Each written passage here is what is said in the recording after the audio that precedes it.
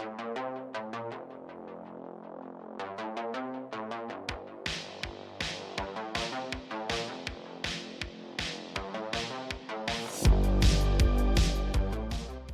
I was muted. Hey, everybody. Welcome back to the Pixelists podcast, the podcast about all the nerdy things we love and enjoy. I'm Will. That's Blake. And today we're here to talk about some Critical Role. But first, Ooh. how you doing, buddy? I'm doing good. How are you, buddy?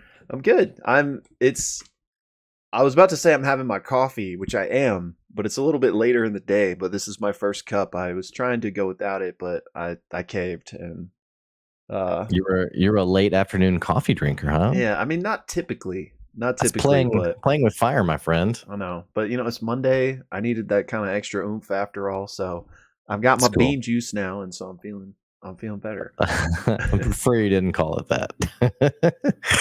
I had 3 cups yesterday, which I'm usually a 1 cup kind of guy. Yeah. But I was feeling pretty bad.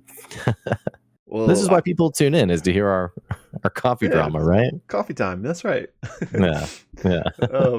Are yeah. you a well, sorry, I gotta finish this storyline. Yeah. Are you a local coffee brew kind of guy, or are you more of like a Walmart, grab some and go? I mean, for budgetary reasons, I'm definitely more of the Walmart. It's cheaper that way. But I definitely enjoy a nice, like a splurge of like a nice local coffee. Yeah. But day to day, it's typically just, You get the big tin can that you scoop out of. Yeah. I gotcha. It's probably $1 total. What about you? Are you only local, baby? Oh man, fancy. There's few things to splurge on in life, and coffee must be one of them. That's true. We're actually looking. This is the coffee podcast now. We're actually looking into like a fancier coffee machine. Yeah. So we have one. We never went back. Like, really? We love it. Oh, You'll yeah. have to. We probably shouldn't get into it now, but we'll have to talk about this later because I'm curious. Yeah. Okay. Well, everything you guys came here for has nothing to do with coffee, but all about the Mighty Nein Reunion, the part 2 episode, which we're going to be talking about today. So that's right. I'm excited to talk about it. How about you? Me too. And for those of you that tuned in for our part 1, you know that we had our special guest Kin from Cyan Bella joining us. He will be joining us for this part as well.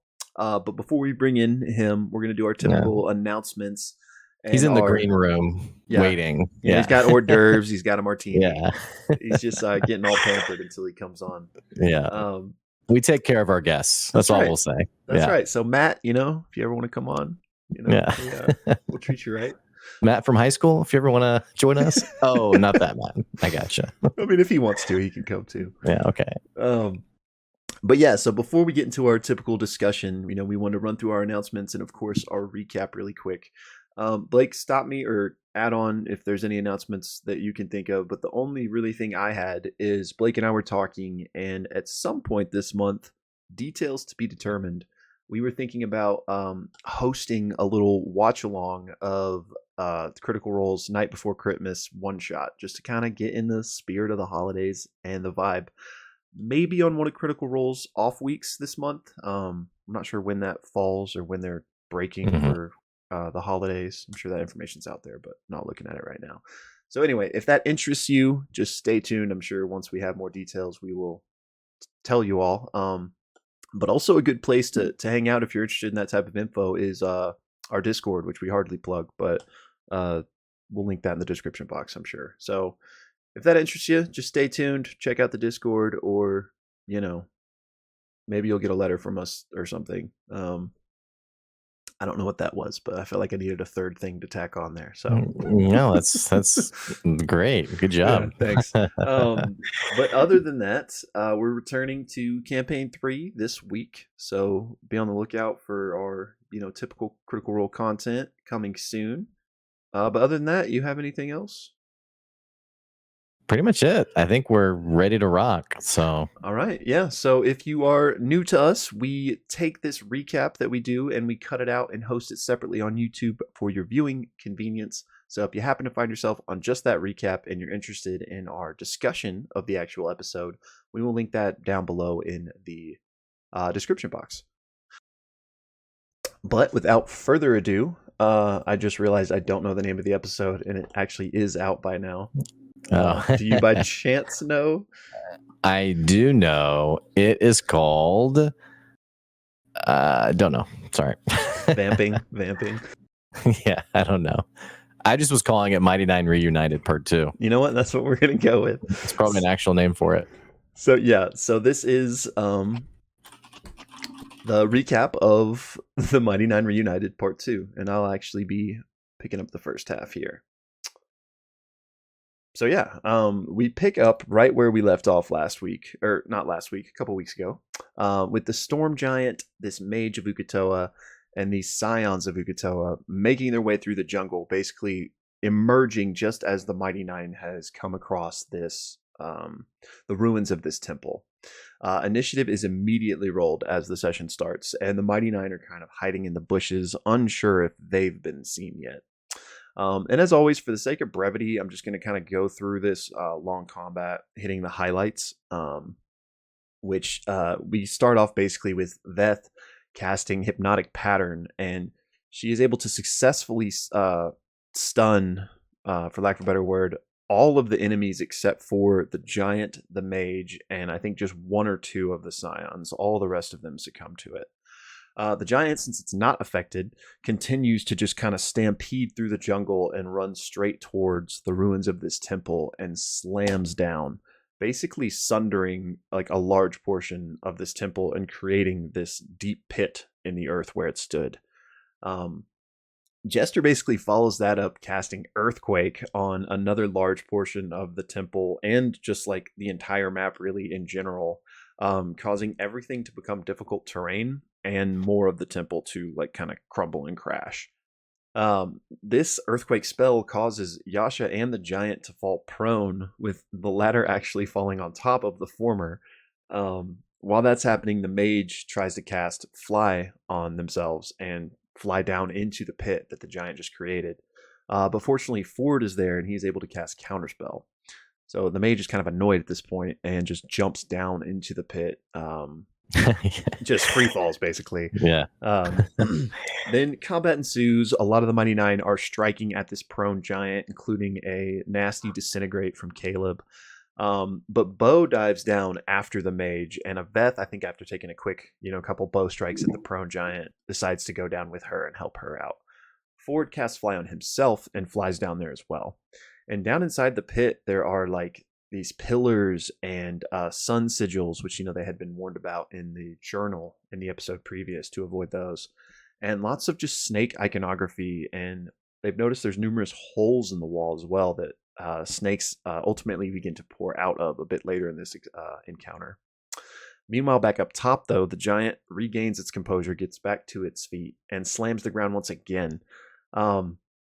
This causes basically the pit to widen, more destruction to happen, and everyone inside the pit already, and including Caleb and the giant, who are still a little bit higher elevated, all fall down and fall even further than the people in the pit already were, down to this new level and a whole new map. The giant and mage fall prone on this new level, but Ford is able to be okay because he was flying. Caleb, Bo, and Veth are also all okay between Slowfall and Featherfall. It's at this point that the mage attempts to Dimension Door, but is counterspelled once again by Ford. And back up top, Jester and Kingsley actually Dimension Door ultimately down to join everyone else. And more combat ensues. All the Mighty Nein are unleashing attacks on the mage, the giant, and the scions. And Ford is demanding the return of the Cloven Crystal, but he doesn't see it. Yasha then actually gets the "how do you want to do this" on the mage and decapitates them. And at this point, the giant has been dealt with, and all the remaining scions have now jumped down this deep pit. So they're like taking massive damage, and their legs are breaking when they come down here. But all the remaining ones have gathered, and they're not attacking the Mighty Nein. Instead, they are all frantically searching. And one of the scions, we're told, on a natural 20, actually finds the Cloven Crystal and slams it down into this this hole in the floor, with the other ones like encircling it, protecting it. As it does this, they all begin to laugh, and the walls of this chamber, which are intricately carved with iconography of the sea and snakes, like I said, and a cloaked serpent, like images of the calamity, and all of these runes. They all light up and then shatter and crack. And the Scions continue laughing as this happens, and the Mighty Nine just kind of pick them off one by one with like they're not even fighting back at this point. And as that all happens, Ford feels this like cold, dark sensation kind of run through him, and he knows like in his heart that Ukutoa has been released.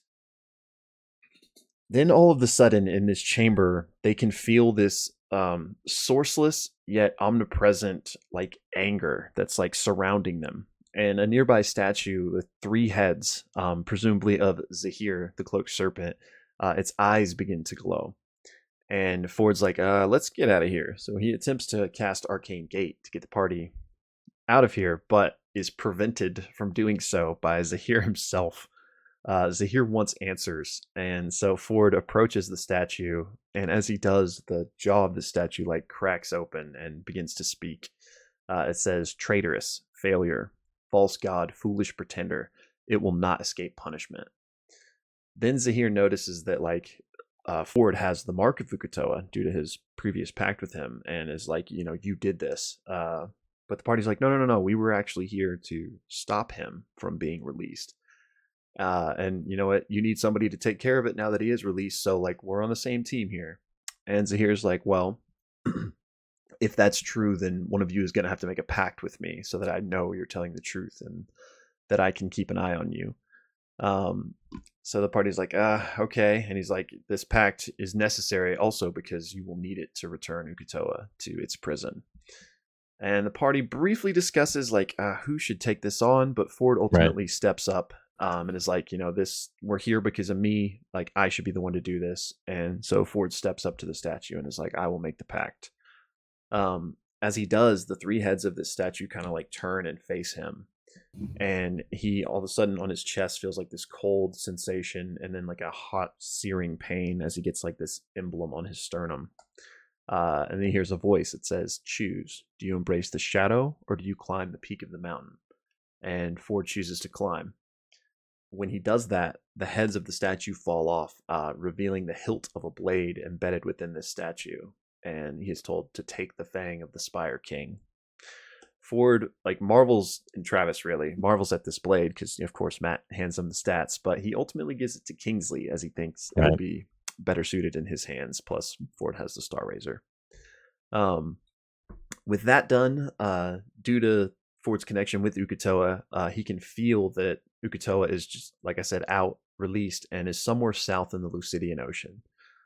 So what's next? They're like, all right, we need to get out of here and we need to get a boat and go deal with this thing. So they briefly debate on exactly what the plan should be, which includes Jester sending a message to the Plank King and getting threatened to never message him again or else he will cut his throat. But ultimately they're like, okay, Caleb can teleport us out of here and we'll go to Nicodranus and get a boat and boom. So they do exactly that. He teleports them. And once they arrive in Nicodranus, they can already see like this eerie black mass of clouds out on the ocean and like massive storm. And they're already hearing swirling rumors of like prophets who are seeing visions of many yellow eyes and coastal cities destroyed by water and fire. They're told the Concord Navy is already like being gathered to be sent to investigate, and boats are being mobilized to go investigate this. The party's like, okay, first things first, we need to get a ship, and then rest probably and make moves. So they go down to the port, and ultimately there's two ships for them to choose from: the Drinsala Vis and the Ever Onward. They choose the former because it means luck of the mother in Marquesian, and they think that's a good sign because of Ford's connection with the Wild Mother. So they approach the ship and its captain, Captain Adela, who they actually have met before, briefly in Campaign 2. Fill her in on everything that's going on, and with a persuasion roll of, I believe, 25, basically get her to say she's in. They can use, her crew and her ship. Ford's like, okay, we just need to do some final things, but like we can head out. So Caleb, while this is happening, flies over to Yusa's tower and asks Yusa, is there anything you can do to like help us prepare for this undertaking? And Yusa gives Caleb basically a satchel of potions. he's coming back. He stops by the lavish chateau and I think picks up a charcuterie board for dinner for everyone. Um, Gets back to the ship. They realize that they can just rest on the ship and take off immediately. So that's what they do. Before retiring for the night, though, Jester does send a quick couple of messages to her mother and to Yeza, warning them of what's to come and helping them prepare accordingly. And we get one other moment with Kingsley making his way to Bo and Yasha's room for a quick chat. He just wanted to know a little bit more about Molly and what their impressions of Molly were, because Kingsley wants to embody the balance of nature and nurture better than both Molly and Lucian did. So he wants to know where they went wrong. He wants to make his own mistakes, but he wants to be better than they were. And Bo and Yasha kind of give him some advice and tell him that just try to tread the line safer than they did, but everyone makes mistakes. Really great moment. So everyone then goes to bed, and when they wake up, they can see this storm quickly approaching. Rain's pouring down in the distance. They can see other ships and hear cannon fire. And Ford sees something long, dark, and familiar. And basically, that's where we go to break. Yeah, great job, man. Yeah, so coming out of the break, this back half, the episode's almost 6 hours long. Yeah. So quite a bit's happening this episode. And in this back half of the episode, the party's basically approaching this storm where there's already, the battering of cannon fire. There's ships that either were caught in the storm or were brave enough to go into the storm to face whatever was inside of it. And like Will mentioned, as they are approaching the storm, they are seeing flashes of chaos that's happening in the darkness of the storm. One thing that does happen as they are going into the storm, everyone's kind of getting themselves ready for the combat to come. And Matt even, it's a very RPG moment of kind of like, is the party ready to move forward now? Yeah. One interesting thing is Gesture burns a 5th level spell slot to cast Control Weather and has a contested roll against Ukatoa, the demigod, as to who's going to control the weather. She succeeds and is able to affect it for about half an hour, whereas Jester jokes, we've beaten Ukatoa, we've won. All that to say, the party moves into the storm, and Matt reveals the final battle map for this 2-shot, and it's actually the table they're on. I think he picks something up or removes something, and you realize it's this awesome LCD glowing stormy table that the party's on. So combat's going to begin. There's a couple of things, there's so many things that are going to be happening in this combat. So I'll highlight the important stuff for the sake of time. First things first, Ukatoa is represented on the battle map as this serpent that has different body parts that are on the battle map, but they're all part of Ukatoa. So he's in the water. He also has a lair action because it's the ocean, which is that is his lair. Right. And there's 2 main lair actions that you're going to see in the combat. One is called Battering Winds, which basically creates tough terrain for everyone affected by it. And then the second one is the one that actually combat opens with. It is a large tidal wave. And in fact, as combat begins, this tidal wave happens. It knocks, I think, almost everyone except for Yasha. They had to do a strength saving throw. It knocks them prone, and they all take 45 points of damage. So Yeah. right off the bat, it was like, oh, and the roll was actually fairly high as well. Jester has to do a concentration check for her. In fact, everyone who had concentrations going, immediately lose it, basically. Yeah. And Laura Bailey's like, yeah, I'm really glad I burned that spell slot to immediately lose it. So, but Matt does tell her that, hey, you did affect the storm a little bit, and it will affect some of the lair actions. So, all that to say, you have the lair action. Ukatoa is going to be having legendary actions after each person's turn. And in terms of combat, essentially what happens is we have Caleb, who's going to fly up into the air and cast Shapeshift and turn into this large dragon, So cool. who is freaking amazing for the entirety of this combat. He'll be doing that. Bo, the freaking amazing person that she is going to launch off the ship onto the head of Ukatoa and is going to spend a few rounds just beating and smattering on Ukatoa's head. Even at one point taking a full blast from Caleb the dragon, who's, breathing this spectral blast down on Ukatoa.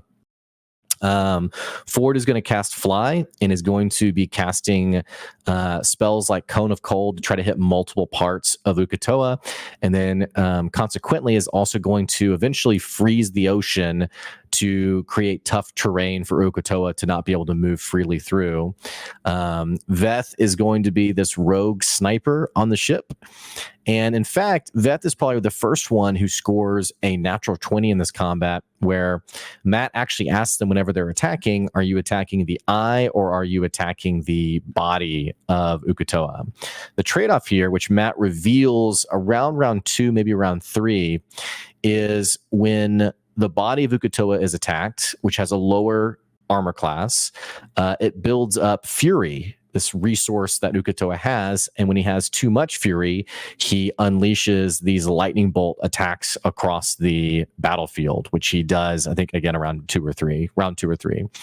But if you attack the eye of Ukatoa, it will reduce Fury, but it's a much harder attack to hit because it has a higher armor class.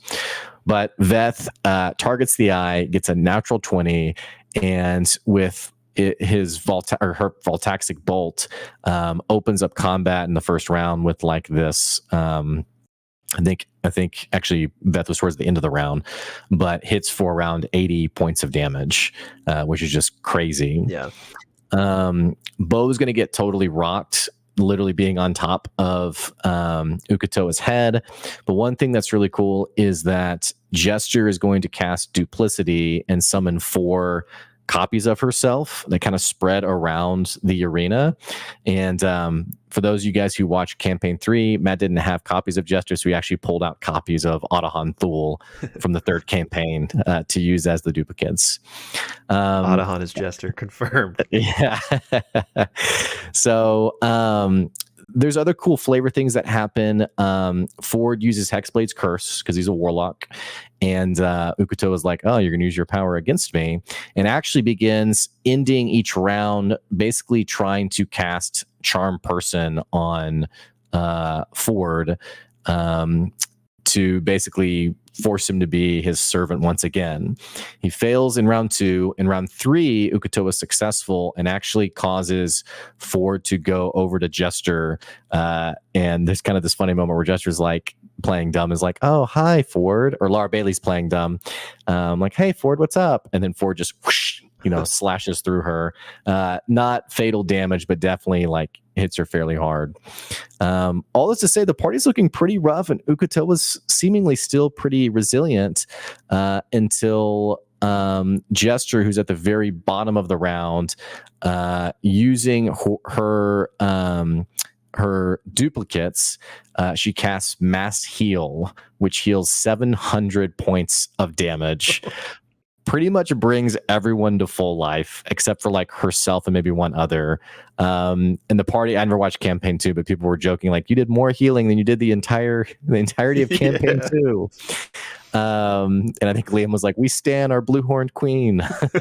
So brings everyone back up to full life. And it's at this moment that it's like, Ukatoa is screwed. Like, they've already been like ripping this dude to shreds, and they've just gotten healed back to full life. There are some other things that do happen though.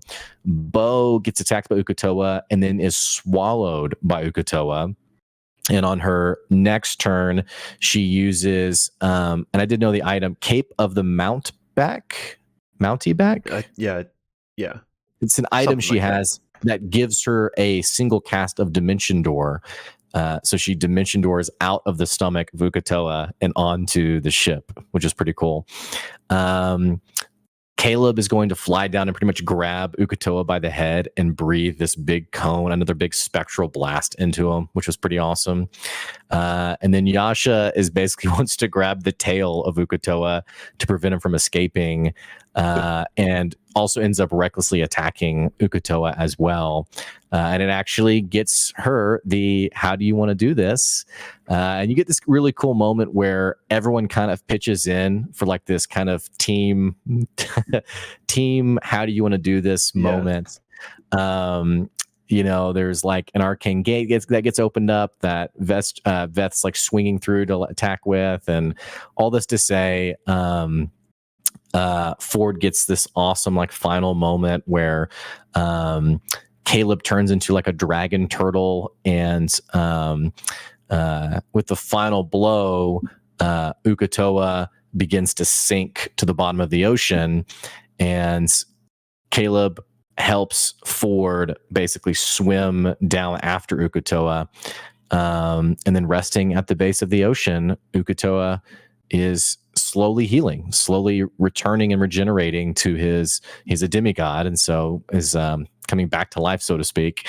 And Ford reaches out and basically calls on Zahir, and basically says, I curse him, I condemn him back to the depths. And as this happens, his tattooed sigil signifying the pact that he has with Zahir begins to burn, and Ukutoa's body dissipates, leaving behind 3 floating cloven crystals, which Matt implies the cycle has begun again. So victorious, Ford swims out of the water back onto the boat, and he still senses Zahir's presence, and then these vines and the sun from the clouds that's parting shines down on him, and that tattoo dissipates and fades away, seemingly implying that the Wild Mother has removed the curse of Zahir, that pact with Zahir. That was my take on it. We can talk about it in the recap. All that to say, we get a nice little epilogue from the characters. Ford mentions that of the 3 cloven crystals, one goes to Vokodo's lair on Rumblecusp, one he gives to the Cobalt Soul to protect it, and the third one he decides not to keep himself, but he keeps the location hidden for no one to know. Bo puts the cloven crystal deep into the vault of the Cobalt Soul. I kind of envision it as like a very Indiana Jones-esque, deep into the archives. Yeah. Gets a foot rub from Yasha, and they continue to live their beautiful life. Yasha keeps learning from their neighbor, Martina Stewart. Veth's camp is a wild success, even though he does mention one student does die. But fortunately, they're able to bring the student back to life. Kingsley, who had cut a piece of hide off Ukutoa, fashions it into something nice, and continues to meet with Caduceus, and continues to, it's almost like sort of like exploring like who he was and finding who he is at this point. Kingsley also continues to work at Stone's Throw Shipping until eventually, which that venture does happen, I guess, and eventually steals a ship, and the Mighty Nine gets letters informing them that they're no longer banished from Dark Toe, courtesy of the new Plank King Kingsley. No idea what any of that means, but other than that, Bo and Yasha talk about adopting kids, rebranding the Orphan Maker as the Orphan Taker. And also Caleb does go back to Rexentrum and eventually does take a job at the Soltris Academy, and also continues to give workshops at Veth's camp. So as the show is ending, back at Caleb's place, there's a knock on a door, and it's Essek, who basically is like, hey, I've heard you had a crazy story to talk about. They share a short kiss. He enters the small abode, and that is where the Mighty Nine Reunion Part 2 comes to an end. Heard you had a crazy story to tell. Great job, man. Sorry, that was a little inside joke. It's never easy to recap 6 hours of tabletop RPG. No, we do our best.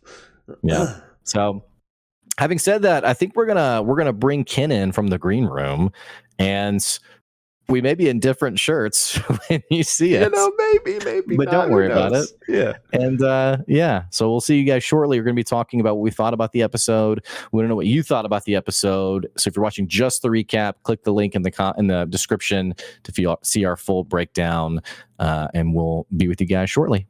Yep. See you guys in just a second. And we're back. Hey, everybody. Please welcome back our guest, Ken from Cy and Bella over on YouTube. Thank you so much again for joining us to wrap up this special miniseries, man. It's my pleasure. I had a lot of fun in the first one, and I'm sure we're going to enjoy this one too. Me too. I've been looking forward to this for, I guess, 2 weeks since we had the off week between them. It feels like forever, but 2 weeks. Really does feel like a long time. Yeah, and Ken, I'll say you're much better than the other guests we've brought on Jeremy, who we hate. We've decided. So I don't like this dichotomy you've created here. But we love you. So we've had the literal high and the literal low on the channel at this point. Jeremy he's fired. Yeah. Jeremy will remember this. Well, gentlemen, we had so we've already done the recap, which if you guys are watching now, you're probably like, interesting, you're in different clothes, but little magic for you, a little prestidigitation that changed some things up. That's right. You guys probably like, that's not how that works, but didn't matter. So we're talking about the second half of the Mighty Nein Reunited, the part 2, and also I guess we can do a little bit of a review on the whole 2-part. Gentlemen, what did you guys think of part 2? Can you take us away first here? All right. I have to say I really enjoyed it. There was a ton of fan service. Like they knew what everybody needed to hear.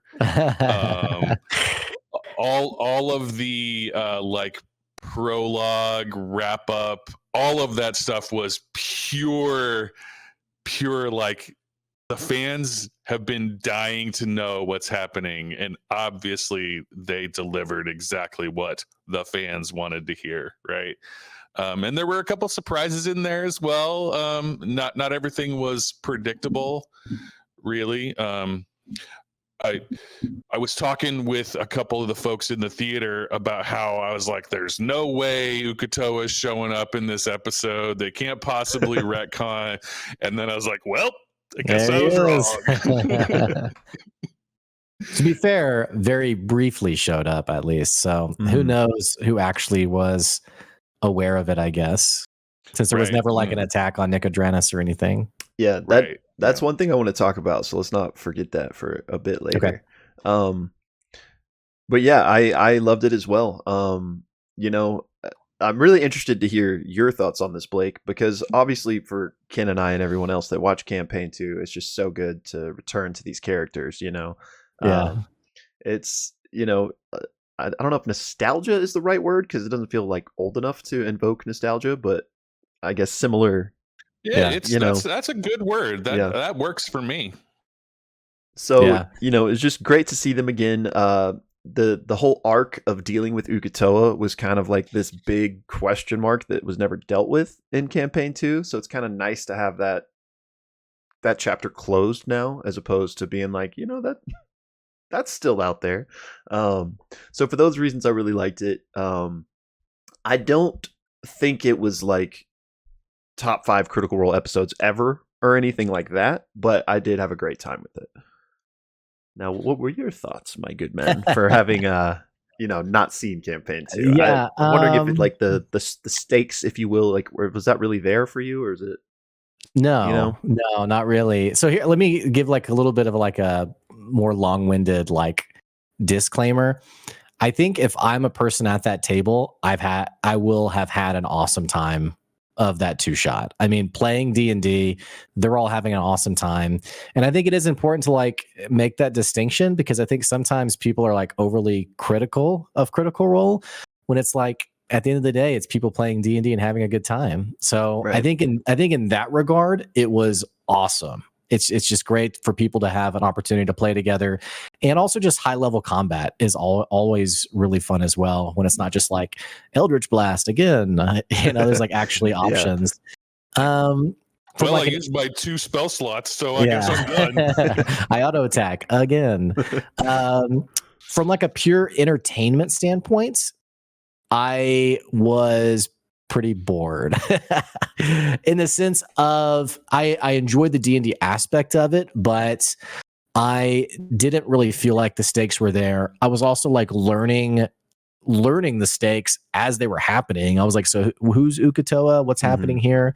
And the comments on Ukatoa being this demigod, I didn't feel like the combat was very demigod-esque. Like I never really saw Ukatoa do anything. There was the tidal wave, but I never really saw Ukatoa do anything that to me communicated, wow, this is a demigod. Like they are up against a insane foe who my perception is that this character has been mentioned and brought up several times in the campaign.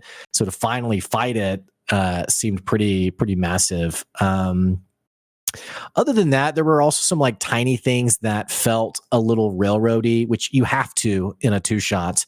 But things that felt a little bit, I kind of took the air out a little bit for me. The 2 examples that come to mind are when the mage casts fly to go down into the temple and Travis counterspells it, and then he just jumps down anyway. And then the second one being when they decapitated the mage, and then the minions jump down, they find the crystal, and then they slam it in.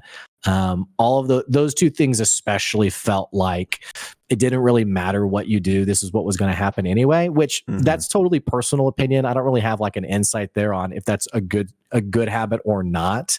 And then the last thing I'll say is I think I am just so spoiled having watched Calamity and like the emotional depth of, and that was a 4-parter. So, I mean, you have all the more time to build those characters out, but I don't know why I was wanting to be in tears again by the end of this 2-parter. Yeah. So the fact that it never really found like an emotional weight to it, I walked away feeling like, yeah, that I enjoyed it for what it was, but if like you said, I wouldn't put it like in the top 5, and I probably wouldn't watch it again. So Yeah. I don't know. Maybe that's too harsh. I don't know. I think all those criticisms are fair, except I'd push back a little bit on the Calamity comparison, just because I don't really think that's fair, because it didn't have that weight for you because you didn't watch campaign 2.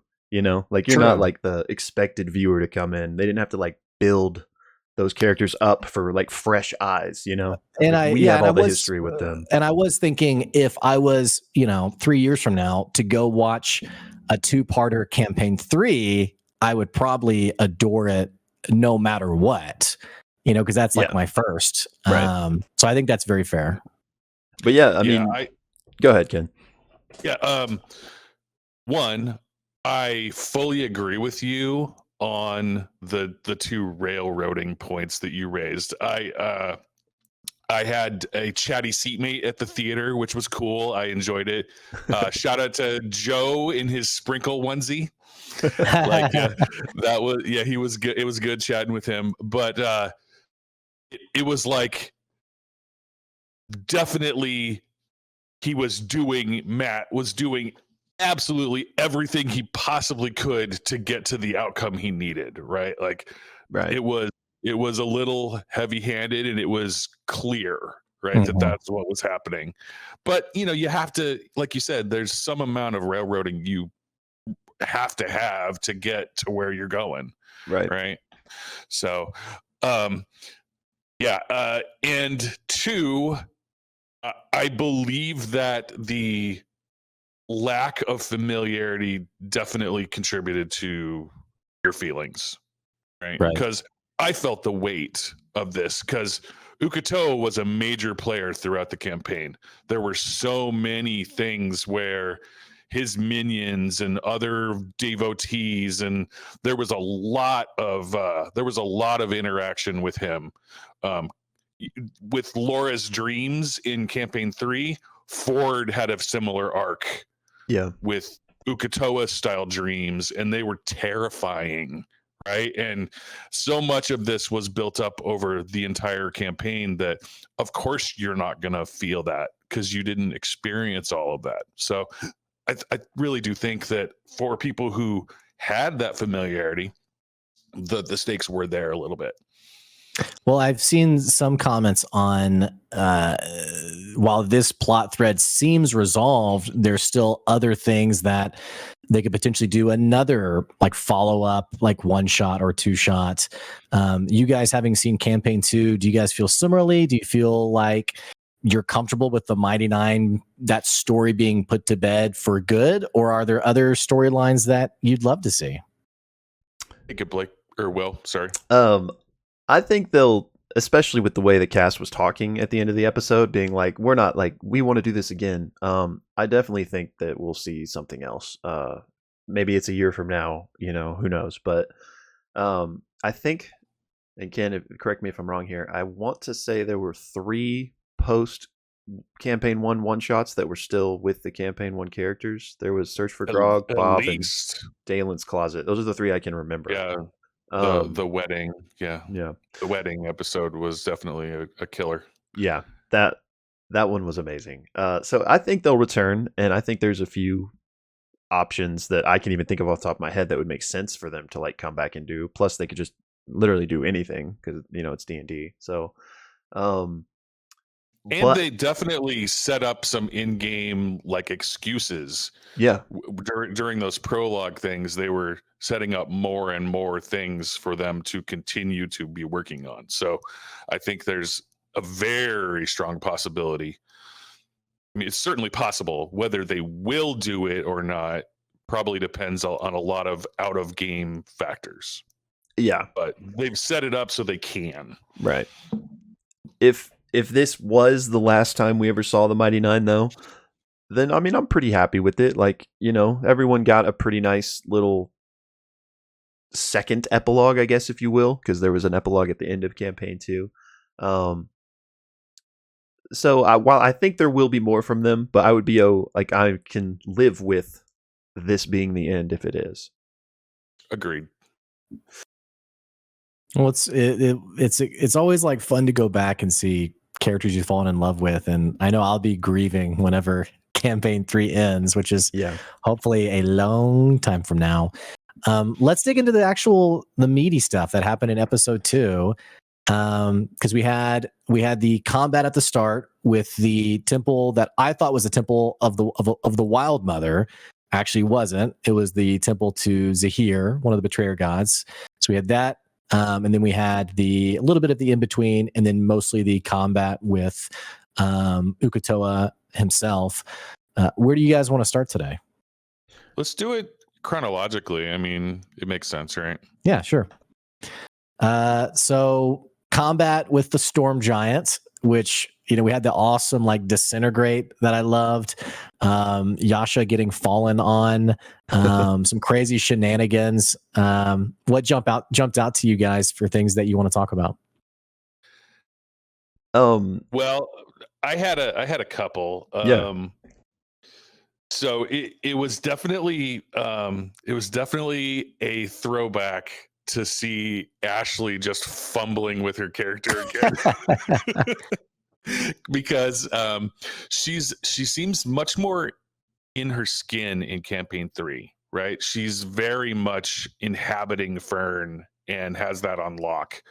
And all through campaign 1 and campaign 2, because of her in and out, not there, sometimes there, sometimes not there, sometimes, she really never inhabited her characters that well, right? And she was always having trouble with, what dice do I roll? What are my abilities? And it was really fun to see her fall back into that, oh my God, I don't know what I'm doing kind of a thing. So that was a kick. Will knows that Ashley Johnson is like one of my all-time favorites, but there was definitely an episode in campaign 3 where she started initiative, and it was like 15 minutes where like everyone was like, so, and like giving her a hard time too. But you just always have that kind of person at the table. I mean, they're amazing, they're great, but there's the person who like they knew their turn 2 people before, and then the person where it's like, no, that's not how that works. So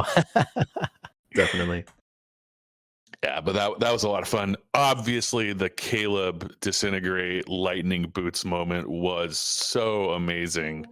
Like, actually, Caleb had a ton of cool combat moments. We really got to see him thriving in a way that didn't happen that often during the main campaign. So I thought that was pretty cool. Yeah, Yeah. he was a serious damage dealer in both fights. Mhm. So, Oh yeah. the shapeshift, is that similar to wild shape in the sense of you take, do you take a stat block and that's your stat block now, or how exactly does it work?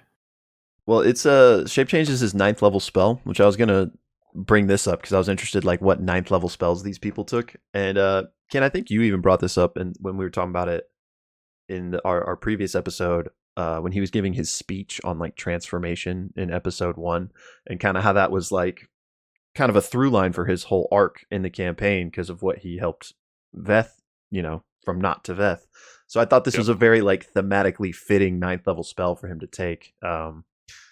Now, as far as your question, Blake, I don't exactly know. But since it's a 9th level spell, I'm pretty sure like you're getting It's all the amazing. best possible combinations of things, Like he was still Yeah. able to cast, his shield while he was that dragon. So He casts all kinds of spells. I was yeah. like, this is amazing. So I'm sure somebody in the comments can maybe give us the exact details, but I'm not up on my 5e rules enough to know the exact way that worked. But yeah, I did think that was awesome. And go ahead, Will.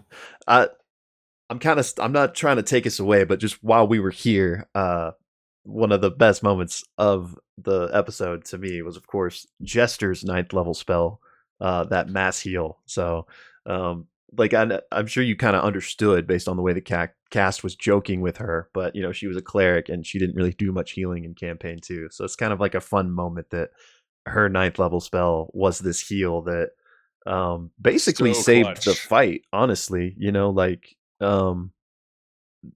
they were in trouble if that didn't happen. But then once that did happen, it was almost kind of trivial because they were all back up to full, and it was like, all right, well, yeah, that let's was put this definitely away. we said it in the recap, but that was definitely the moment the stakes like totally fizzled for me, where I was like, okay, Ukuto is screwed. Like this is over. What a cool spell too. The thing that I thought was so cool about it actually was the way that Laura did not telegraph what she was up to, right? Yeah. The use of her duplicity. Invoke duplicity. She used that a ton during the campaign, but never for something like this. And she was always more like a trickster wizard than a cleric of any kind during the campaign. Yeah. So seeing her send her little minions off to dance in a circle, that's so Jester, right? Because what's that going to do? It's not going to do anything except boom. It did something very big. Yeah. Very, very big. And Liam's comment that it was more healing than she had done in the entire campaign was a little bit off base. Crit roll stats indicated that she healed over 1,800 points of damage during the campaign, but that is a very small number still. Yeah, almost a third then. That's or more than a third, I guess. That's hilarious. So 700 is so clutch, so massive. Yeah, that is a big, big, big moment for her. Yeah, and going back to the first combat too, I guess I didn't really grasp how strong the party was, because actually I didn't know what level they were. I didn't even know they had 9th level spells. It didn't strike me until Jester did the mass heal, where I was like, whoa, these people are super leveled. And they also had like little items and things like Bo's cape that let her dimension door. But when they were fighting the storm giant, I was like, oh dang, a storm giant, this is crazy. But they totally just took care of them with relative ease. I felt like that was like the first moment of awareness of this is a pretty tough party, or strong party, and probably tough to plan encounters for, I would assume. I don't know. They never reached 17 during the campaign, is that right, Will? I think they ended at about 15 or something like that. So that sounds right. Matt granted them some extra levels for whatever occurred during the interim, right? So they were more powerful than we should have expected them to be, given our knowledge. And yeah, you're right. They mopped up that temple fight. It was, even with all the bumbling and nonsense that went down, they wrecked house basically. And it's no wonder Matt had to pull some, DM trickery to get the result he needed, because they cleaned up, right? There was no way that was going any other way. Yeah. And I honestly like that, especially for this first fight, because these are, these heroes that have already dealt with the big bad evil, if you will, from the campaign, right? So they are badasses. So it's kind of cool to just see them kind of wreck shop like that. That's fun. That's fun for a player sometimes too. Yeah. I was talking to someone. I was sitting down with someone who was a DM, and we were talking about like designing encounters, and he was like, "Yeah, I get kind of discouraged when I design an encounter and my players just like absolutely destroy it." And I was like, "Yeah, but like some of those encounters, it's like, again, it goes back to like the D&D experience. Are your players having a good time?" And like sometimes it just feels good. Oh, that's a storm giant, and we just knocked it over, disintegrated it, and totally destroyed it. Like that's fun sometimes. 100%. Yeah. And I think it was more than a storm giant. It was like a storm titan or something. It was bigger. Yeah, I'm sure it has been like homebrewed a bit. Yeah, it was even more dangerous than you might think. The only thing I guess a little bit, and Ken, you and I haven't talked about this, but Will and I have talked this before. When we were watching Calamity, and that final, I think you saw Calamity, right, Ken? Yeah, definitely. So in the final, and I'll keep it as spoiler free as possible, but there's a final encounter, a final combat round where there is some fluxing of the rules a bit. And Will and I were talking about how people in the Twitch stream were losing it. I mean, losing it. Well, I saw something, and it was kind of like, guys, just enjoy it for what it is. Cool, man. Cool. So I was watching this on the Twitch stream for the first combat with the Storm Titan, and the same thing was happening where people were like, well, Storm Titan's they have a wisdom block of an 18, so actually they would know better than to. And I'm like, guys, come on, like, really, like, just enjoy it, please. Yeah. But that's my random comment. What's the link to your actual play that has 1 million subscribers? I'm trying to be humble about it, so yeah, that's exactly right. But anyway, Will, I think I interrupted you, by the way. I think you were saying something. I don't know if this is what I was saying or not, but I was just going to say and you touched on this already, but it's just it's difficult to design encounters for high level parties. And I think that the Uk'otoa fight, especially, which we're not there yet, so maybe we'll touch on this more later, but Matt is just, he's had a lot of practice doing it at this point, but he's just so great at it. Because it could either be like, oh, you're going to kill the party, or they're just going to completely wipe the floor with things. Some of those high level spells are insane, so for sure. Yeah. So just, nothing new here, but, hats off to Matt. It's pretty good at what he does. I don't think there's too many more cool moments from the first fight. We could jump to the second fight, and then there's a whole bunch of like other pieces that are not part of the fights that are going to be fun to talk about. So yeah, which we can. I'm open to anything. We can do any order we want, because I do want to talk about Zahir and that whole thing. Yeah, that's what I was going to say as well. Quick point of interest. You mentioned this. I was going to say the recap, but it wasn't the recap. When we first started about the temple, how we thought it was the Wild Mothers, but it was Zahir. I was kind of confused on that. So is that what it was? Or was it also, or could it have been, it was a temple to the Wild Mother, but like it was corrupted into a temple by Zahir? Not that this makes any difference, but I wasn't sure what the case was. I think Matt was very clear when the runes started popping up that he had religion history people make a check and stated, this is a temple to Zahir. right? That there was no wishy-washiness. It was a clear statement. You now know that this is a temple to Zahir. Okay. So, And yeah, it makes sense too with the snake iconography and also the literal, hundreds of snakes crawling out. But I guess the wild mother, because there were like some sun spots or something that were like dangerous or something. I can't remember, like spikes or something. So maybe there was like some wild mother influence there or something. But yeah, I think it was pretty deliberate. Well, her statue was outside pointing toward the temple, so I just didn't know if it was like. But maybe Wild Mother Temple with the Zahir secret temple basement, or if it was just always Zahir, but there's maybe some her Wild Mother stuff statue here.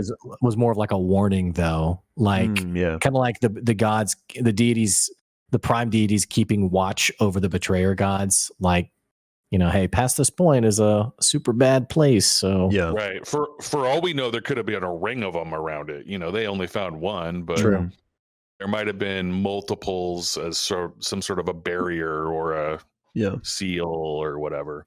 Yeah. Yeah, so, that makes sense. Again, not that would affect anything. That was just something I was confused about. I did think it was pretty crazy that they got to talk to a betrayer god. Which I'm a little unclear on the mechanics of chatting, having not seen the previous campaigns, connecting with a deity in the presence of the divine gate. So does the divine gate just block physical, like coming to Exandria, and yet you can still like chat with deities like where they are? It's happened both ways through the campaigns. Like in campaign 1, they've had communications with prime deities, but they've also in some cases had to travel to them to be able to communicate with them.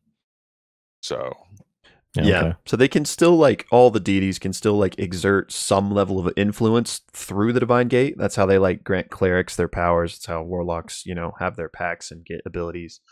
So there is some level of influence that can be exerted, and I guess that's just kind of what's happening here, but just in the form of getting counterspelled, which I thought was crazy, and then like literally talking.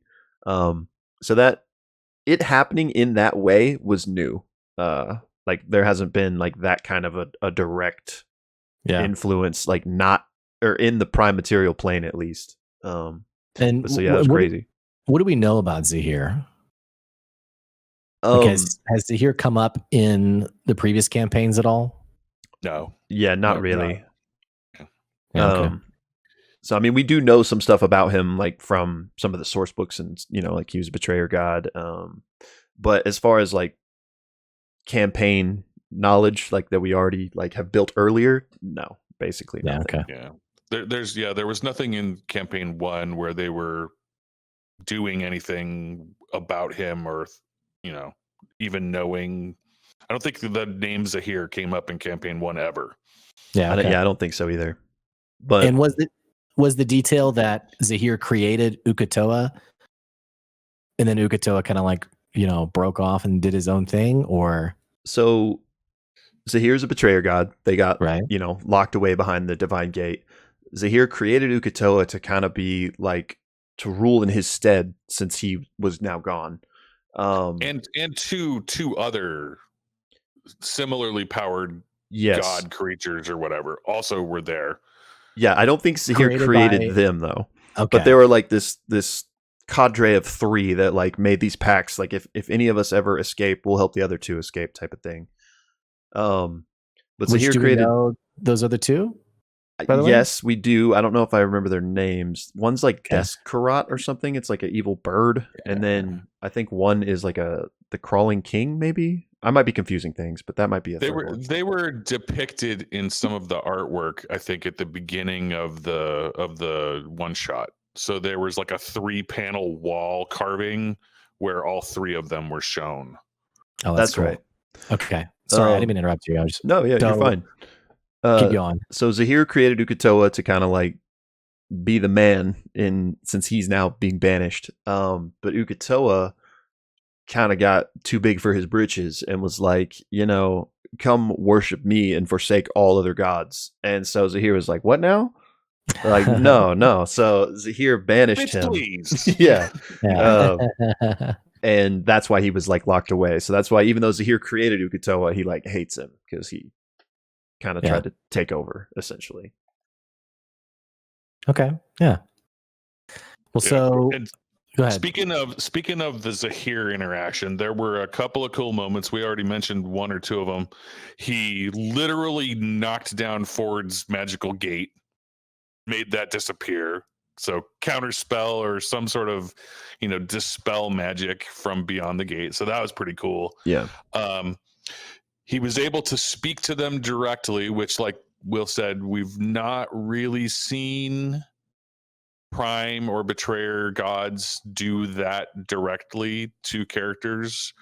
But we were in a temple to him, so that might enhance his power, and maybe that's the place that can happen, right? That makes sense. And then obviously the third gigantic thing that happened was the pact and the sword. And I'm gonna reference those things separately because they literally did get separated, which is very interesting to me. Yeah, let's dig into that. Yeah. What was your take on that? So my take on it from a above the table perspective is that Matt designs items for specific players. That's just the way it is. And when Travis saw that item, he was like, "Oh crap, this was intended for Kingsley." So that's the above the table explanation. He's like, "Oh man, I stepped in and, this was probably supposed to be a Kingsley moment. And so here you go." Right? Like, that's my take on it. What do you think, Will? I mean, I do agree that weapon was seemingly made for him. But so are you thinking that Matt intended Kingsley to take that pact? Because that I'm not sure about. I actually I think that is I think that's possible because Kingsley is a bit of a blank slate, and he's intending to, as his epilogue states, he's intending to take this kind of a hard hook and go rule Dark Toe and be a somewhat negative, influence on the world, pirate king and whatnot. What's better than a pirate king with a pact to a betrayer god? I mean, that makes sense. So yeah, I definitely think it's possible. But it did. If I was in Travis's seat at that table, I would think it was for me as well. Because like Uk'otoa is my character's thing, if you will. And if someone has to make a pact with a betrayer god, it's not really like I don't want any of my friends to have to do this. Like we're in this position because of me. Of course, I'll be the one to do it. So not that means that's what Matt intended, but if he did and thought it was like this is for Kingsley, I'm surprised he didn't think that Ford might step up in that moment, which maybe he did, and it was just like we'll see what happens. Well, wasn't there? Didn't Taliesin wasn't he kind of jumping into the conversation? And I don't. Yeah. The group is so good at giving space to one another, so I don't think he was steamrolled or anything. But I really like what Ken said. In hindsight, I really see those data points now of Ford stepping into that moment. Taliesin has made a comment, and then he, gets the stat block, and then he turns to Taliesin, to Kingsley, and says, "Hey, why were you so eager?" Kind of inviting him back into the conversation. "Hey, why were you so eager to take the pact?" And Kingsley's like, "Well, why not?" And then, so I resonate with that theory, Ken, way over my head when I was watching it, but now in hindsight, it's like, yeah, I could see that happening. Yeah, and to be honest, Travis's character is like, oops, all gods, right? Like, yeah, he's got a pact with How a many prime pacts can we deity, get? a demigod, and a betrayer god. I mean, how many can you really jam into one entity? Right. Right. I did think it was cool that he took the pact and gave away the sword. I didn't really I didn't really interpret it this way, but I was reading some comments about it. And there was a Redditor who, and I apologize, I don't remember the person's name, so I can't give credit. The person said hey, I really liked that Ford did that to sort of protect Kingsley from allowing Kingsley to be his own person which wasn't necessarily the case with Lucian or Mollymauk. Didn't watch campaign 2, so I didn't know how true that was, but I thought that's interesting. Yeah, Ford's character is pretty complicated, and he would often, I don't really know how to say this exactly. He would portray things one way, but really act altruistically a lot. He really tried to play his character like he was lawful good, that like the goody paladin, whatever, but he really wasn't. Would you agree with that, Will? Like, do you understand what I'm trying to say? Like, yeah, I do agree with that. Him protecting Kingsley from a pact would be in line with how he had played his character straight through, I think. So yeah, I think that was kind of one of the arcs of his character, right? Including, him even using a different voice to kind of like emulate what he thought he should be, and then really kind of finding out who he really was. And so I think he kind of had a lot of those moments where like it's more complicated than like he said one thing and did another, but there's just kind of that like, multifaceted. I don't know if I'm making sense, but yes, Ken, I do agree with what you're saying. It's like a feel, yeah, right? Yeah. He would make claims, but really when the rubber hits the road, he was doing it this way, right? So yeah. And one other thing before we might potentially jump away from this, what I thought was interesting when he did take the pact, he was given that choice, and I don't have the exact lines in front of me, but it was either like embrace the shadow or climb the peak. Climb the peak. And he chose climb, and that's when it crumbled and the sword appeared. So my thought was like, if he had chose embrace the shadows, was there have been a different weapon that was like given, or like what? Maybe that was just flavor and there wasn't really a mechanical difference between the two choices. But with Matt, I have to think there probably was a difference. So I'm very curious as to what it was. Yeah, there could have been. Tonight we're getting a 4-sided dive Tuesday night with Matt, Liam, Laura, and Taliesin, which are most of the prime characters to talk about that. So maybe they'll cover that. I hope. Yeah, that would be cool. What I was so like wanting them to read the stat block on the weapon, on the Fang of the Spider, on the Spire King. Yeah, me too. And Travis looks at it and he's like, oh, and then he hands it over to Taliesin. I'm like, one of you read it, please. And then I checked Twitter and it didn't get posted either. So all we got was that single moment where Taliesin whips it out and attacks Ukutoa with it. I think it was a natural 20 even. And it was like a crazy amount of melee damage. But I was really curious what Matt had created. So yeah, me too.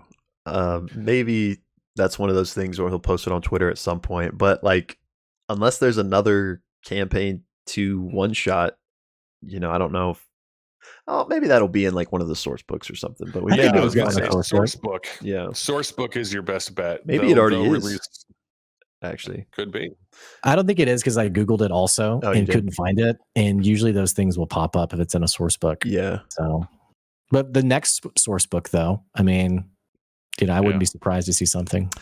And the Spire King, did that ping anything for you, Ken? Because it didn't for me. It did. It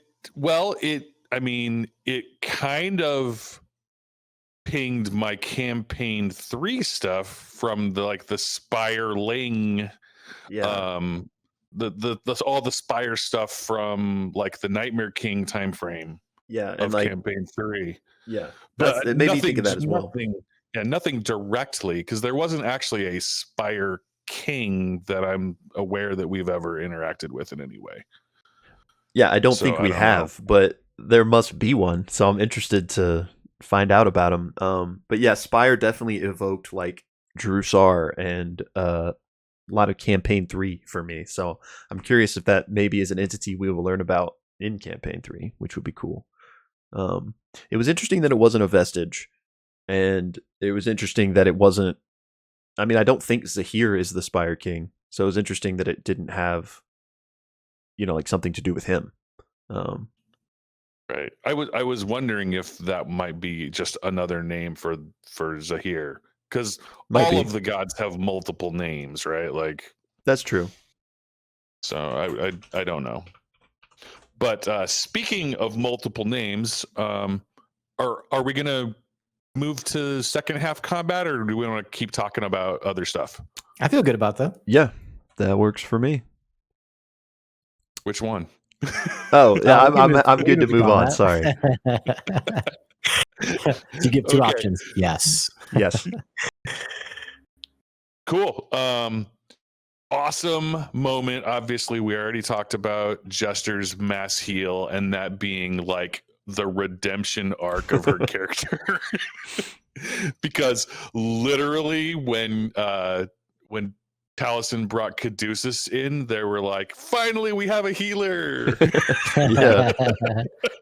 Oh, is he a cleric or Mhm. Yes. Oh, okay. That's funny.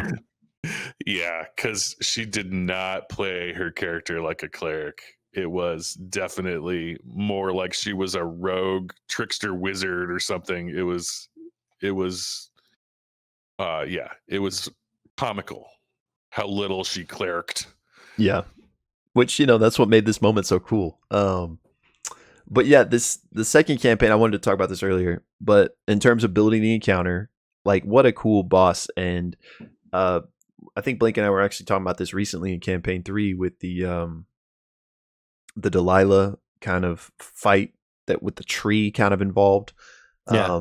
I really like had similar kind of thoughts about this one with the cool like fury build up mechanic and attacking the eyes versus the body, and Ford kind of inadvertently discovering the cool like ice mechanics interacting with the water.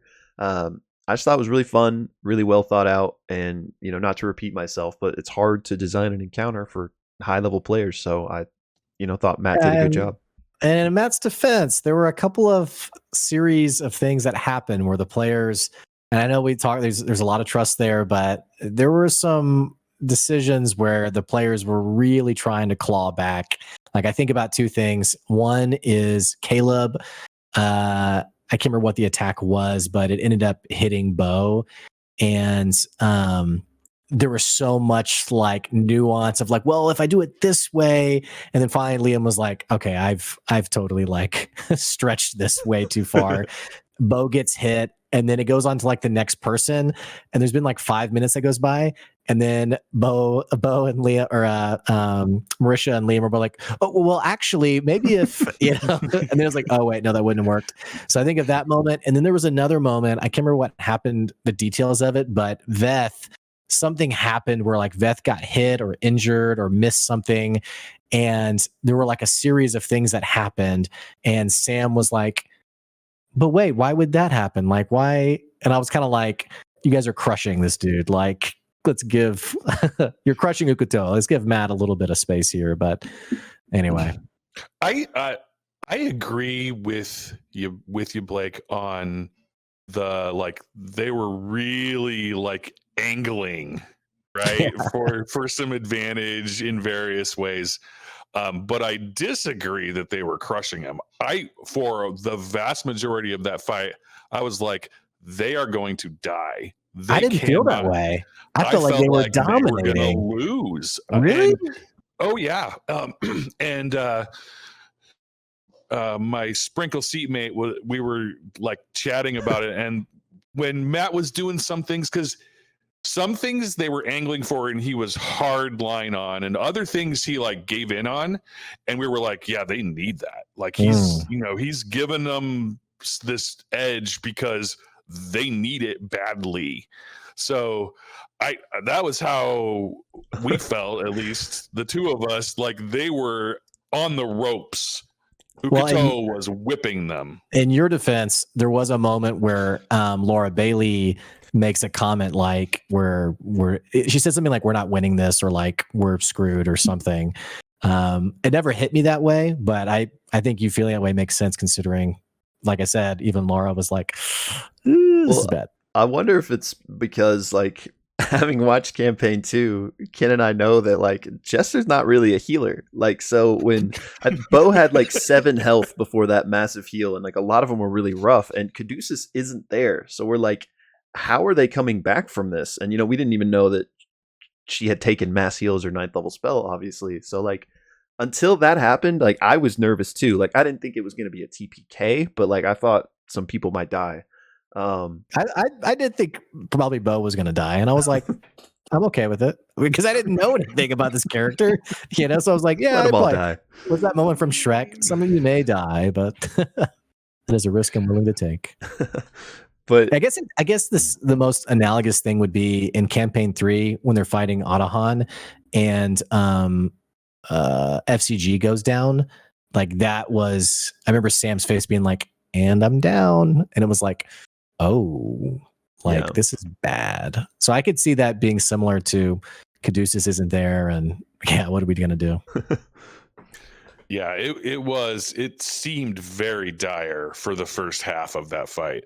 And I agree. The peak moment to get over that cliff was obviously the mass heal. It was 100%. It turned the tide. And did you hear Laura mention that she had to have succeeded on the concentration checks for like, was it like 2 or 3 in a row that she like just barely got the roll to keep invoke duplicity? Yeah. It was literally 3 like 19 plus rolls to be able to maintain that. So that was pretty rough. I won't get into details here for potential campaign 1 spoilers, but that moment, that culmination of the moment of her like setting up those chess pieces with the duplicity, like with, and kind of playing it off like she wasn't doing that, you know, like, oh, they're just dancing around or whatever. It really reminded me of a moment from the climax of campaign 1 with Scanlan and the placement of Bigby's hand. So, which was also an awesome move that he did. I don't want to go further because, again, don't want to spoil it. But those of you that saw it, I'm sure will know what I'm talking about. Yeah. I think it's a sign of a great DM when there's such little ego that when a player pulls one over you like that you're just like, that's awesome. Because I have known DMs in the past where it's so like such a weird personal ego thing that if something like that was to happen, there would be like real not arguing, but like, oh well, no, that's flip the table and go weird home. stuff. So I just think, you know, we always just like goose. So you know, we talk so much about how much we love Critical Role, but they play D&D really well, and I think Matt does a great job of celebrating with his players, because you could tell he was excited by that moment too. So yeah, for sure. And speaking of celebrating players, like that was purely what the how do you want to do this Mighty Nine sequence was about, which, you know, obviously we're doing quite a bit of rule breaking for that sequence to occur the way it did. Like none of that is possible. I mean, but it's very, very cool for everyone to contribute, right? So I really enjoyed that. Was super fan servicey and player servicey, right? Like you all get in on this. Tell me how it works. Yeah, I love that. And I'm glad. I don't know if it was. I think it was. I keep wanting to say Liam, that you know, after they get the moment, and I don't remember, Matt said like, you still, I don't remember what the hint was that things weren't done. But Liam immediately like as his turtle, it was like, boom, let's go down there. I thought that was really like quick thinking on his part. Which I don't really have a further point than this, but it's not like I don't think they would have left and Ukutoa would have, you know, slowly regained his health and come back and wreaked havoc. But I guess just shout out Liam O'Brien for being quick on his toes to get Ford down there and to fully deal with it. Which, to go back to way earlier about like, you know, Demigod didn't really feel the threat. I mean, if he could fully heal in a matter of rounds, like that's obviously going to be a huge issue. But obviously we kind of have the Deus Ex Machina, if you will, of the Pact being able to seal him away again. So here's an interesting question: with the Cloven crystals back, or just in a group and then dispersed, you know, we know campaign 3 is taking place, you know, 10, 20 years later. How long is it? I think it's like 7 to 10 10. ish. Yeah, something like 10. Okay. I'm just curious, is it too much of a trope to bring that back in as a story point, or do you think the cloven crystals will come up again in some way? I don't. I doubt it. Yeah, I don't think they will, but they always have the potential to, right? I don't think that Matt like did it that way because he plans on introducing them in C3 necessarily, but just kind of that's like the livingness of the world, I guess. That is not a good way to put it, but That's a great way to put it. Yeah. They continue to be a plot hook for anyone that wants to live in that world. Ooh, Yeah. that's a great way to put it, for sure. Yeah, I love that. I'm very curious what he did with that. The third orb, the mystery orb. Yeah, I've got the list of what he did. So the first one went to the volcano on the island that they held Traveler Con on. Right. The second one gets sealed in the Cobalt Souls Cobalt Reserve Vault. And then Ford is not telling where he's putting the third one, but he's not carrying it around with him like an idiot.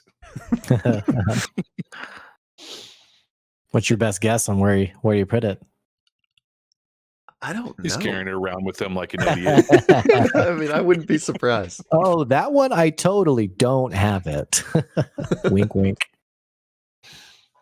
No, yeah. Yeah, I don't know. My best guess would be maybe he got Caleb to tuck it in a pocket dimension or something. I don't even know if you can do that. Happy fun ball. Actually, that's a great place for it. Yeah. That's probably my best guess now that you bring that up. Happy fun ball. I wonder. And speaking of the happy fun ball and the wizard in the tower, I wanted to talk about him a little bit because somebody I read somewhere was like, why would the guy give him potions? And I was like, thinking to myself, he owes the Mighty Nine his actual existence because they rescued him from his soul being trapped in Cognosa, right? Like, yeah, he literally would not exist without the Mighty Nine. He owes them a lot more than potions, for sure. Exactly. So, yeah, the wizard, Yusa, I think. Yusa. He was a pretty big NPC character all through campaign 2. Like they went to him for advice. They used his tower for transportation purposes, all kinds of stuff, usually without warning him first.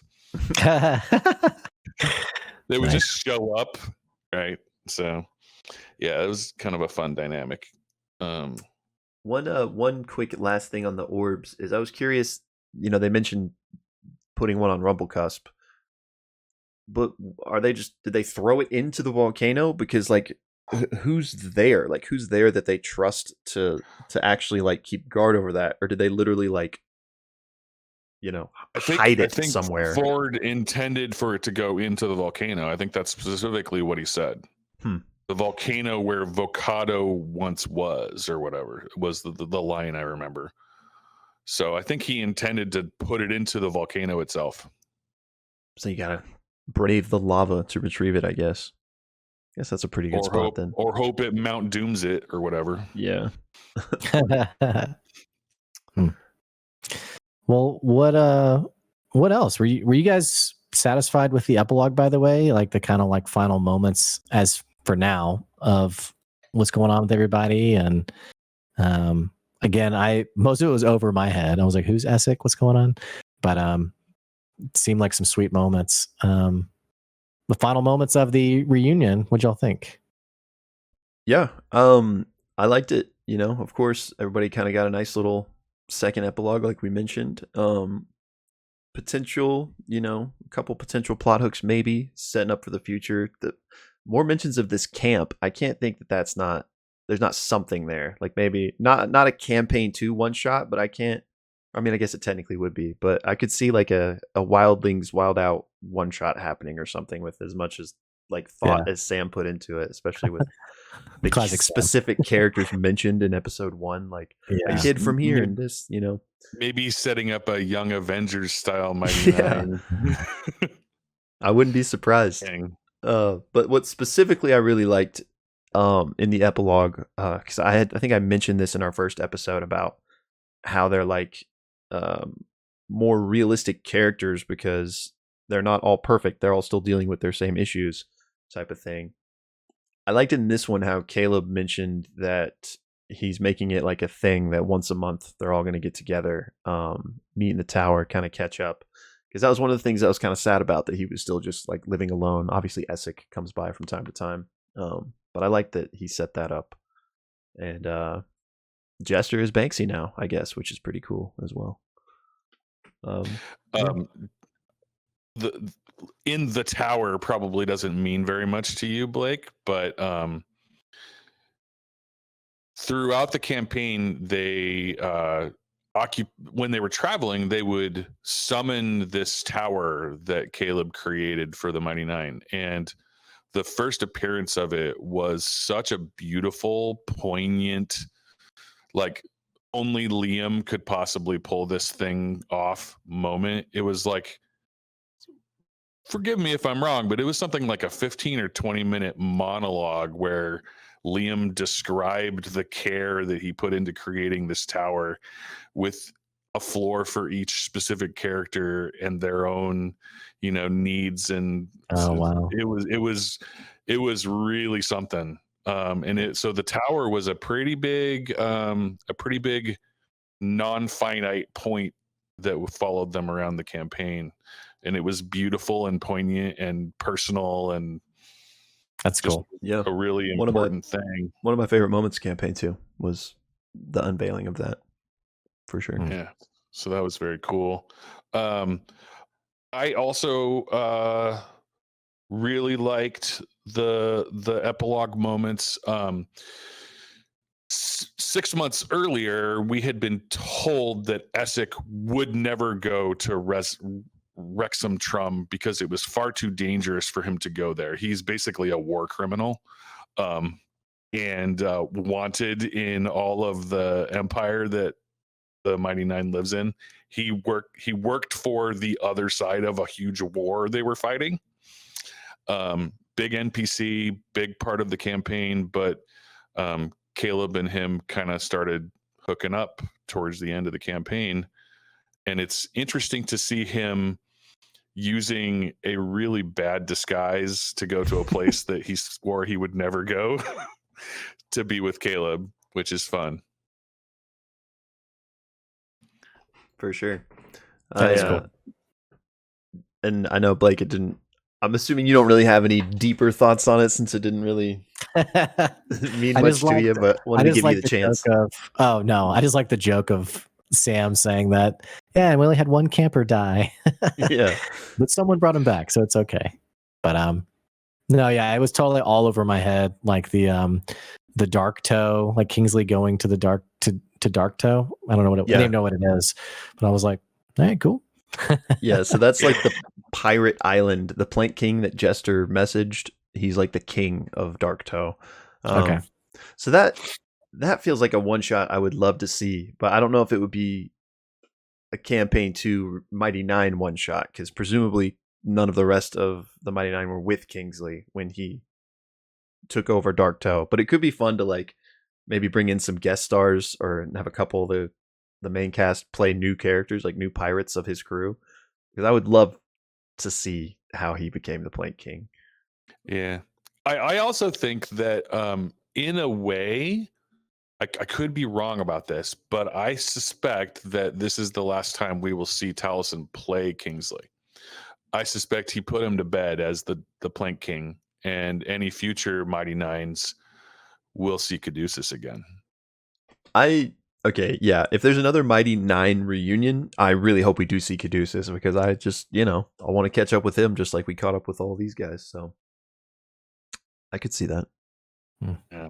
Another thing related to Kingsley that is a bit of a question mark. He had carved out a section of hide for Mukatoa and is planning to fashion something from it. And I wonder if that might not be another plot hook, because would that not perhaps create an evil artifact, right? Like in some way, or have some influence. Yeah. I didn't think about it in that regard, but I was wondering if he was going to make a new coat, kind of like how Molly had his iconic coat. Mhm. Yeah, and he does mention. Did my camera freeze? By the way, Looks like it. I just noticed that. I looked at my other monitor to look this up. I know it's mentioned in the epilogue that he has it fashioned into something nice, is all that's said. But I'm gonna see if I can fix my camera though. While you're trying that, let's see. There was another sort of big callback when they got to Nicodranus on their hunt for Uk'otoa. They went to the docks and they had a choice of two ships, obviously, right? And the one they chose was the Marquesian ship, the Dren Savalis. Or Dren Salavis, I guess. And this is a ship and a captain that has made multiple appearances across multiple campaigns. Captain Adela actually took Vox Machina to the Water Ashari city in campaign 1, and they had already met her as the Mighty Nine, although they didn't go on her ship. They interacted with her at like a bar in the port there. So this is a recurring character through many years of Critical Role. She's the true big bad, confirmed. Slow Well, since trip. it's a Marquesian ship, could we see it in campaign 3? Maybe. I mean, we might as well go 3 for 3, right? Yeah. Yeah. Luck Interesting. of the Mother being the title of the ship, and given that ship was named during campaign 1, definitely was not like done specifically for this, right? Yeah, that's So cool. that's a pretty big coincidence that would be that name for this moment, right? Yeah. Especially since Matt didn't seem to remember what he had named it or what language it was in. He had to look it up. Yeah. So I'm glad you brought this up because it reminded me of one thing I wanted to touch on really quick before we wrap things up, is that kind of Uk'otoa kind of was dealt with before too much could happen. We obviously got the imagery of him kind of destroying ships as they were approaching. But when they first teleported to Nicodranus, I don't remember the exact phrasing, but there was like commotion. Like people knew something was up, and like boats were being mobilized to like investigate at least. So right, from multiple cities, right, like the Navy from Port Zune, from Nicodranus, like they were sending. And it was people who had visions and meditated right. and stuff were like getting this dread sense and these visions with eyes and stuff. So That's right. it was definitely known.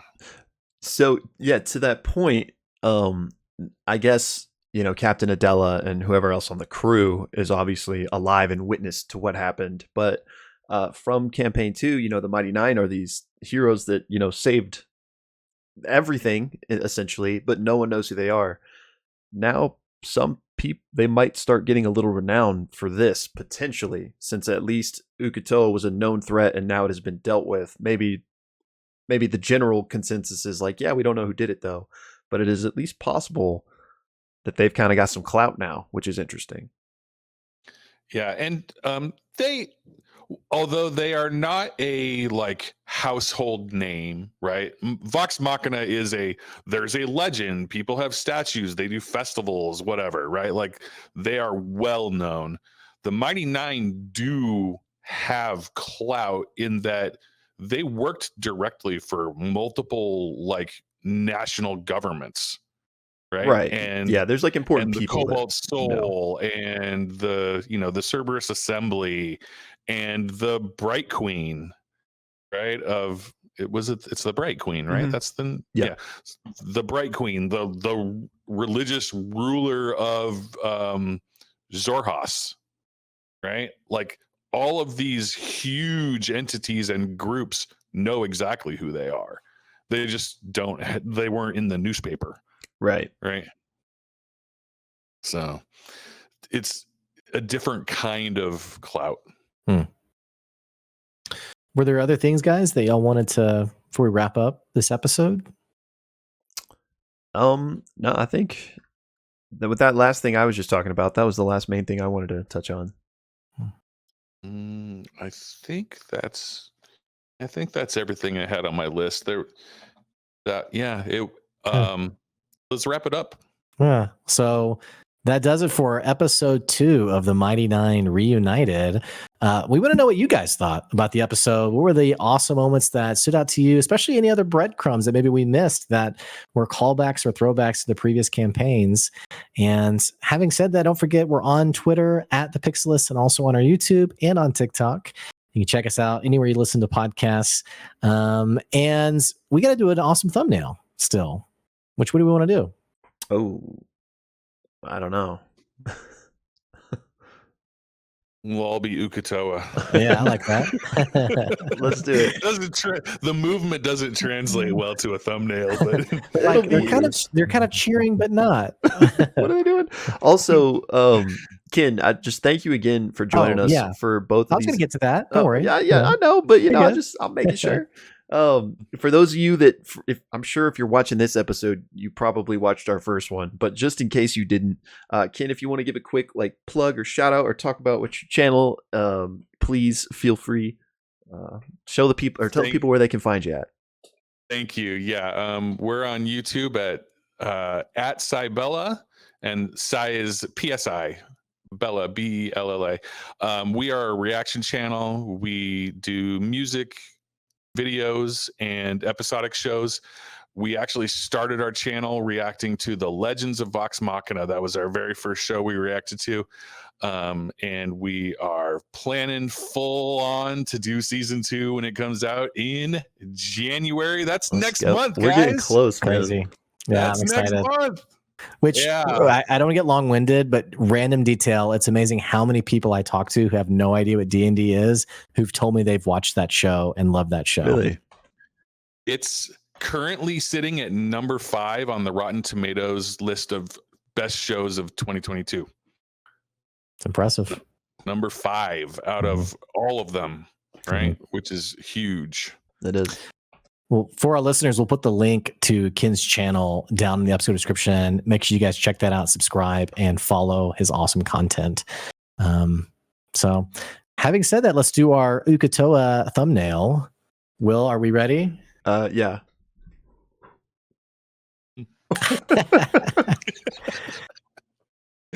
I love it. Beautiful. All right. Thank you guys for checking us out. We'll catch you later. That Bye, does y'all. it. Bye.